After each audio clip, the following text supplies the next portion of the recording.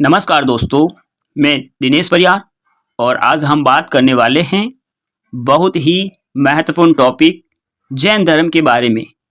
तो दोस्तों, इस टॉपिक में हम UGC net and JRF first grade college lecturer second grade इन सभी से संबंधित इतिहास के जो लगभग 40 क्वेश्चन आंसर ये 5 से 7 मिनट में कवर करेंगे। तो दोस्तों, अब हम बात करते हैं महावीर स्वामी जी के बारे में।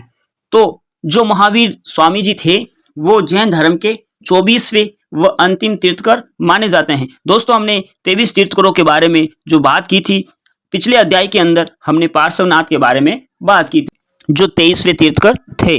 अब देखते हैं महावीर स्वामी जी के बारे में। इनका जन्म 540 ईसा पूर्व यानी 540 बीसी के अंदर महावीर स्वामी जी का, और जो वैशाली के निकट कुंड ग्राम के अंदर वहां पे इनका जन्म हुआ। और जो ये कुंडग्राम था ये बसाड़ के निकट बद्री संघ का एक गणराज्य था।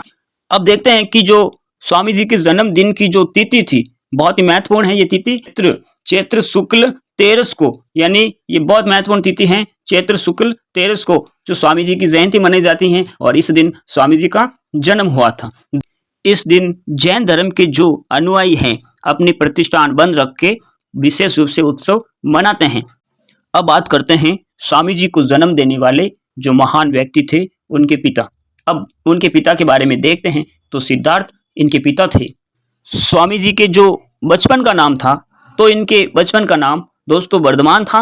महावीर स्वामी को वर्धमान महावीर स्वामी के नाम से भी पुकारे जाते हैं।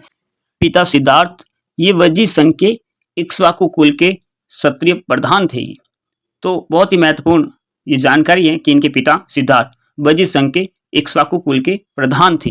दोस्तों, जो महात्मा बुद्ध थे, महात्मा बुद्ध का बचपन का नाम भी सिद्धार्थ था, ये हमें ध्यान रखना है। जो इनके पिता थे वज्जी संघ के इक्ष्वाकु कुल के प्रधान थे, और जो महावीर स्वामी का जो वंश था ये इक्ष्वाकु वंश अर्थात इनको ज्ञात्र कुल के नाम से भी पुकारा जाता है। तो ये महत्वपूर्ण है कि ज्ञात्र कुल महावीर स्वामी का था। और माता हैं जो इनकी माता त्रिशला, स्वामी जी की माता त्रिशला जो वैशाली के लिच्छवी शासक ये चेटक की बहन थी, और चेटक ने अपनी एक अन्य बहन का विवाह जो मगधराज बिंबिसार इससे इन्होंने किया था। यानी चेटक की 2 बहनें थी, एक त्रिशला एक अन्य बहन थी जिसका विवाह मगधराज बिंबिसार से इन्होंने किया था। तो हम कह सकते हैं कि दोस्तों बिंबिसार और महावीर स्वामी का इन दोनों के बीच संबंध था। एक अन्य परंपरा के अनुसार स्वामी जी का जन्म 599 ईसा पूर्व माना जाता है, लेकिन साक्ष्य और स्रोत 540 ही मानते हैं। दोस्तों, जैन धर्म के 2 संप्रदाय थे, दिगंबर और श्वेतांबर। देखते हैं पत्नी के बारे में। तो इनकी पत्नी का नाम यशोदा था और महावीर स्वामी की एक पुत्री भी थी। पुत्री के बारे में देखते हैं तो इनकी पुत्री का नाम प्रियदर्शना था। और दोस्तों, प्रियदर्शना को ही क्या कहा गया है? अनोजिया कहा गया है। यानी इनकी पुत्री है प्रियदर्शना, प्रियदर्शना को ही अनोजिया कहा गया है, यानी अन्य नाम है इनका। तो दोस्तों, एनसीईआरटी के स्रोतों के आधार पर हम आपको बता रहे हैं, और जो इन्होंने विवाह भी किया था महावीर स्वामी ने। तो अब देखते हैं कि इनकी जो पुत्री थी, पुत्री ने विवाह किया था जमाली से। महावीर स्वामी की जो पुत्री थी और पुत्री ने किया था विवाह जमाली से, और ये जमाली क्षत्रिय वंश का महावीर स्वामी का भांजा था।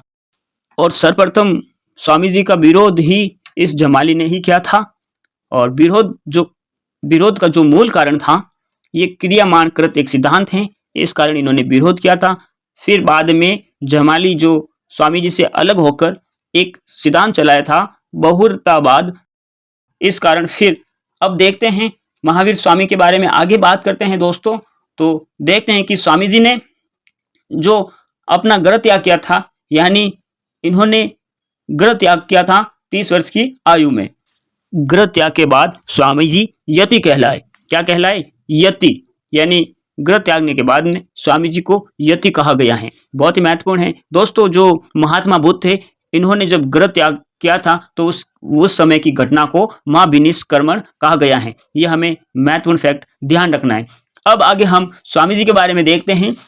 तो स्वामी जी ग्रह त्याग के बाद में इन्होंने दीक्षा ली। दीक्षा प्राप्ति के बाद 12 वर्ष और 6.5 महीने तक कठोर तप करने के बाद वैशाख शुक्ल 10वीं को ऋजुपालिका नदी के किनारे साल वृक्ष के नीचे भगवान महावीर को केवल्य ज्ञान की प्राप्ति हुई। दोस्तों यहाँ ऋजु बालू का लिखा हुआ है, लेकिन यहाँ पे ऋजुपालिका आएगा, तो हमें ये ध्यान रखना है। अब आगे देखते हैं कि मार्क्सिस दसवीं को कुंडलपुर में दीक्षा की प्राप्ति की और दीक्षा प्राप्ति के पश्चात 2 दिन बाद खीर से इन्होंने प्रथम पारणा किया। दोस्तों ये जो मार्क्सिस की घटना है ये पहले की है, फिर बाद में इन्होंने 12 वर्ष और 6.5 महीने तक कठोर तप किया, फिर इनको केवल्य ज्ञान प्राप्त हुआ था साल वृक्ष के नीचे।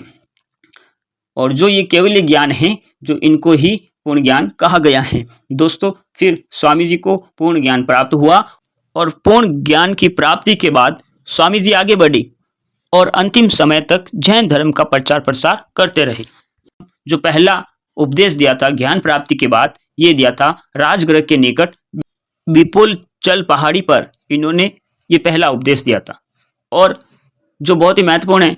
फिर इसके बाद में हम देखते हैं कि जो स्वामी जी ने जो सर्वप्रथम अपना जो वर्षा काल व्यतीत किया था, ये क्या था, कहाँ पे, उलेमा के अंदर स्वामी जी ने सर्वप्रथम वर्षा काल उलेमा में व्यतीत किया था। बहुत ही जो शानदार आपको फैक्ट उपलब्ध करवा रहे हैं। अगर आपने हमारे इस चैनल को सब्सक्राइब नहीं किया तो दोस्तों जरूर करना। हम आने वाले समय में जो प्रागैतिहासिक काल है, यानी प्रारंभ से इतिहास और अंत 1947 तक, भारत की आज़ादी तक, हम आपको अध्ययन जरूर करवाएंगे। फिर वर्षा ऋतु के दौरान, उसके बाद में स्वामी जी और जो जैन धर्म है, वर्षा ऋतु के दौरान फिर स्वामी जी ने जहाँ विश्राम किया था, चंपा, वैशाली, मिथिला, राजगृह, श्रावस्ती, इन जगहों पर इन्होंने विश्राम किया था। जैन धर्म के अंदर ये महत्वपूर्ण है कि जो 12 महीने जो महत्वपूर्ण होते थे, इनमें जो वर्षा ऋतु के जो 4 महीनों को शेष 8 माह में अपने सिद्धांतों का प्रचार करते रहे। यानी जो जैन धर्म के अंदर वर्षा ऋतु के जो 4 महीने और फिर उसके बाद जो शेष 8 महीने में वो सिद्धांतों का प्रचार प्रसार करते रहे। यानी जो 4 महीने तो जैन धर्म के एक ही स्थान पर रुककर वो अपना ज्ञान का उपदेश और संदेश देते हैं। अब बात करते हैं कि स्वामी जी ने जो बहुत ही महत्वपूर्ण 5वां व्रत जोड़ा था, ब्रह्मचर्य। दोस्तों हमने बात की थी पार्श्वनाथ के बारे में, तो इन्होंने 4 व्रत जोड़े थे और 5वां जो व्रत हैं यह जोड़ा था ब्रह्मचर्य, जो महावीर स्वामी जी ने जोड़ा था। दोस्तों अगर हम पार्श्वनाथ के जो 4 व्रत हैं इनके बारे में अगर हम बात करते हैं तो ये अहिंसा, सत्य, अस्तेय और अपरिग्रह, ये जो 4 व्रत हैं, और 5वां ब्रह्मचर्य, ये ब्रह्मचर्य स्वामी जी ने जोड़ा था। ये हमें सिद्धांत के बारे में, इन 5 सिद्धांत के बारे में हमें जरूर ध्यान रखना है। दोस्तों अगर आपको ये वीडियो अच्छा लगा तो हमारे इस चैनल को सब्सक्राइब जरूर करना, क्योंकि हम आपको इतिहास से संबंधित महत्वपूर्ण जानकारी समय समय पर देते रहेंगे। धन्यवाद।